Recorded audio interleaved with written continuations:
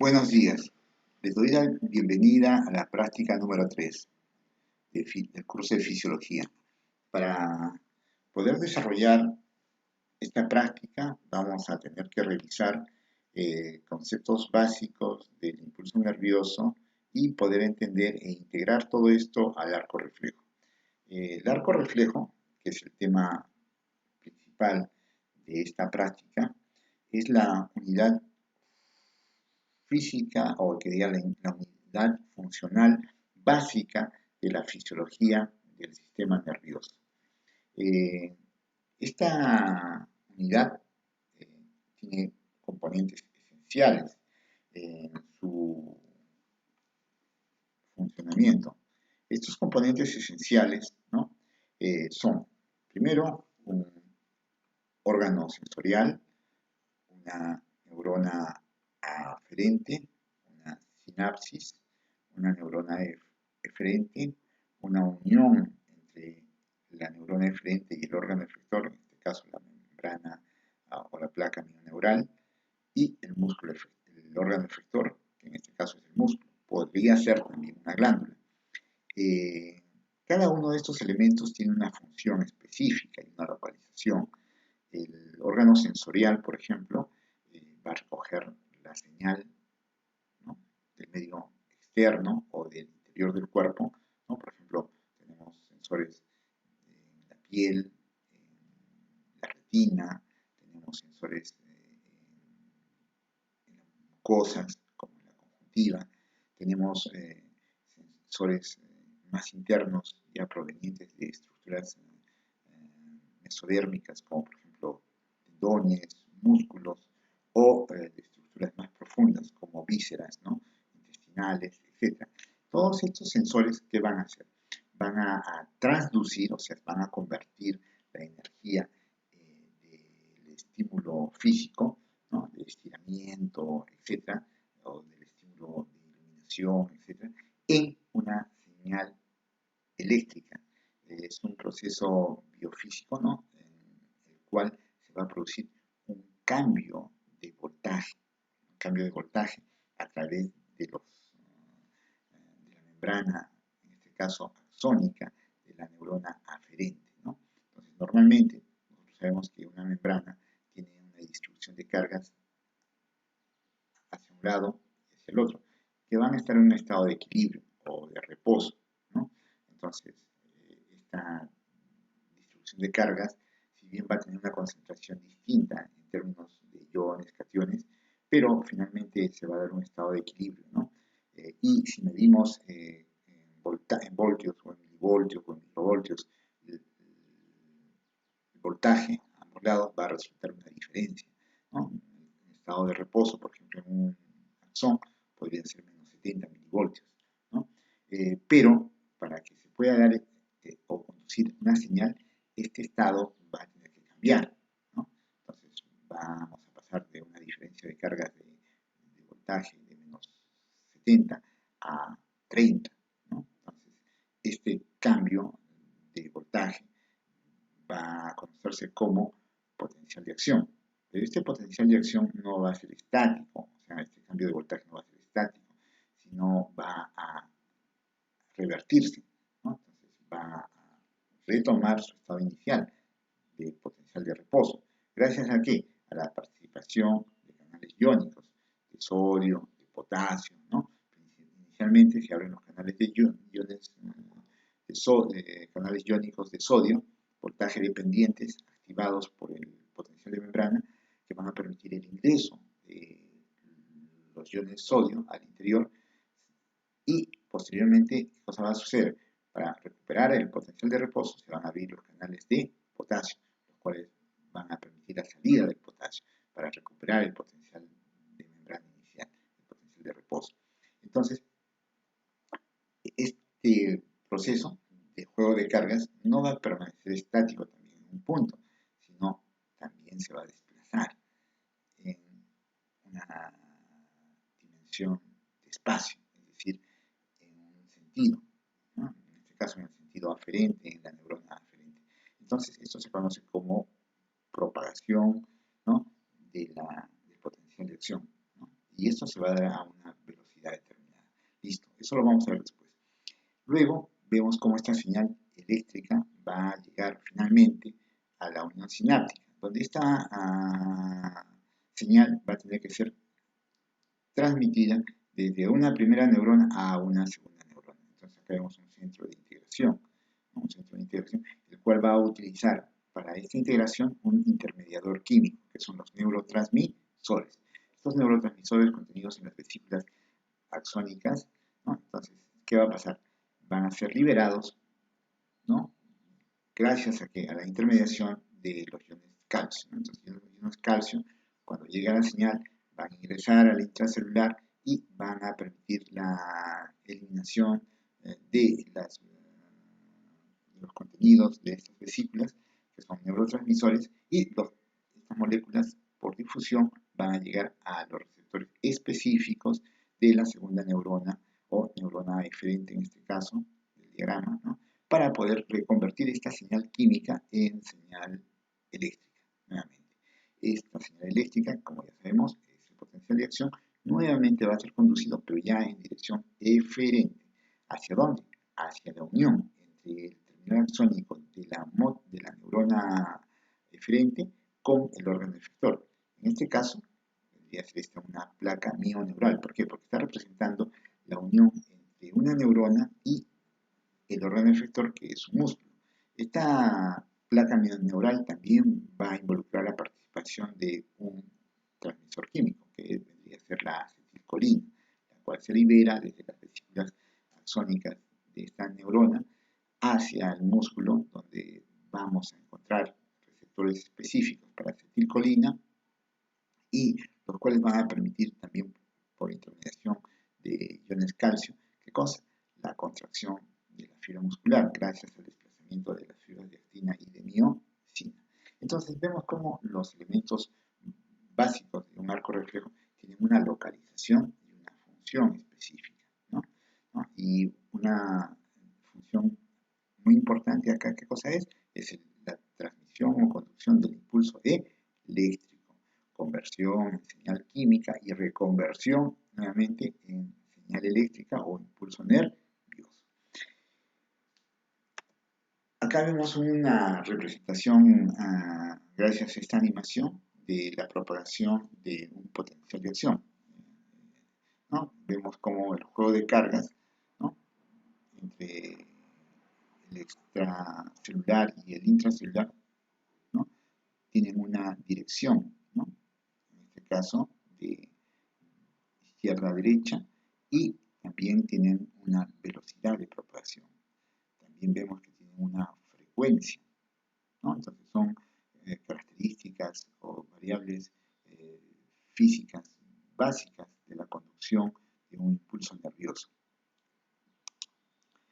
Para poder entender un poco mejor el impulso nervioso, la generación y propagación del impulso nervioso en el laboratorio, vamos a utilizar un axón, ¿no?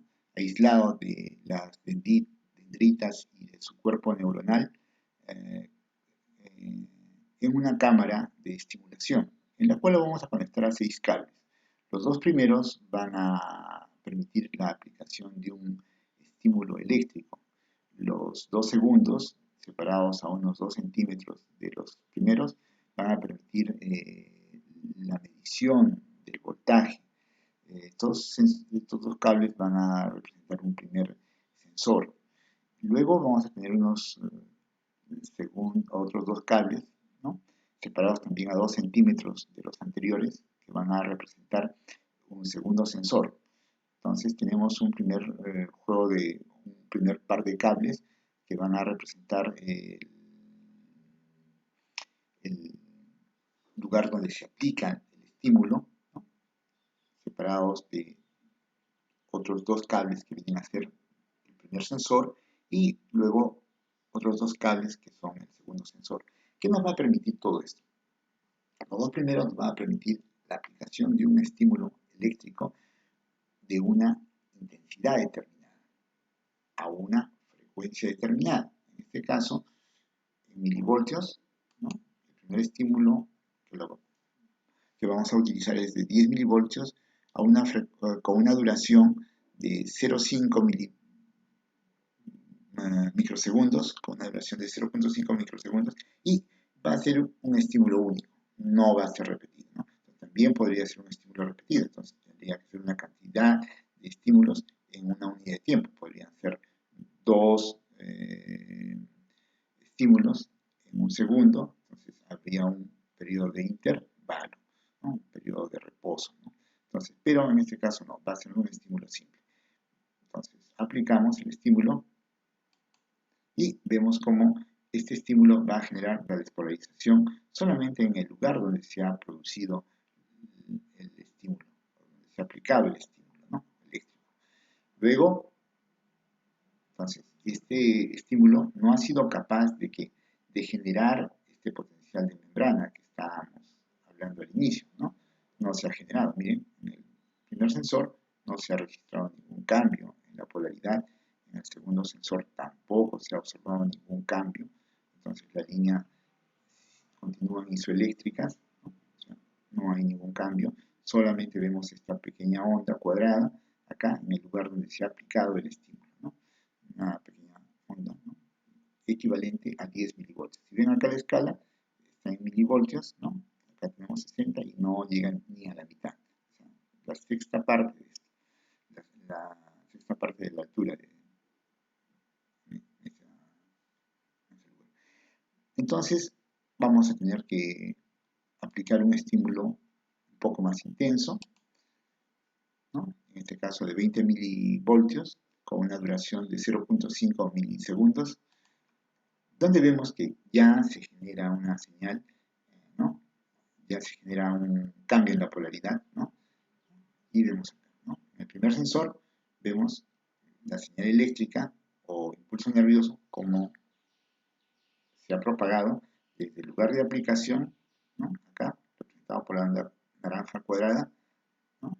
De 20 milivoltios, y esta señal que ha pasado.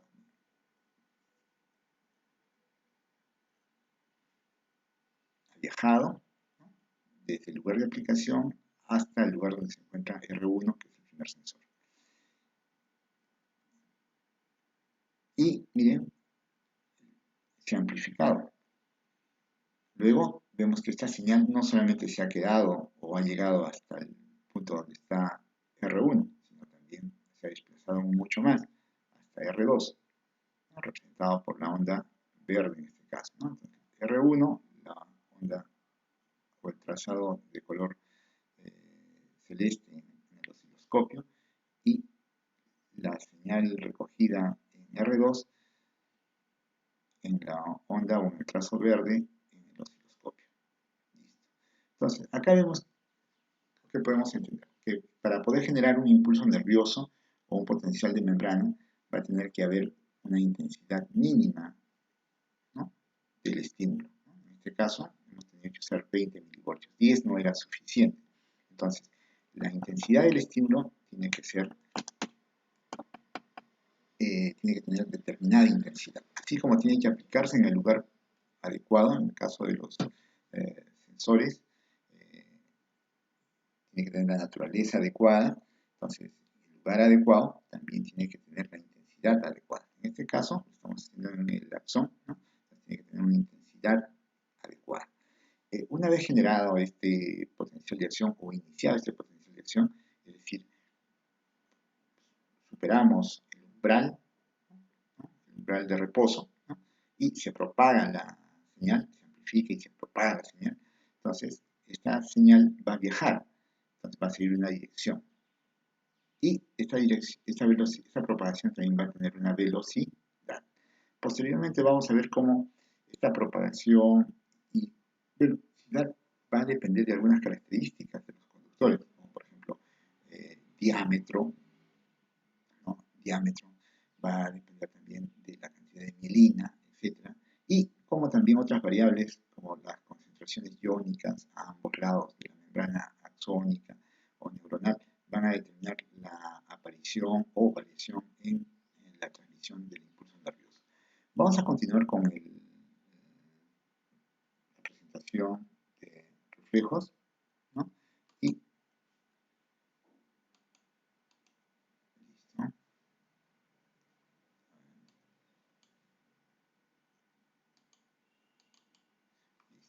Entonces, para continuar vamos a ir resumiendo de que la unidad básica funcional del sistema nervioso es el arco reflejo y este tiene componentes esenciales que son el órgano sensorial, la neurona aferente, la unión sináptica, ¿no? O centro de integración, la neurona eferente y el órgano efector.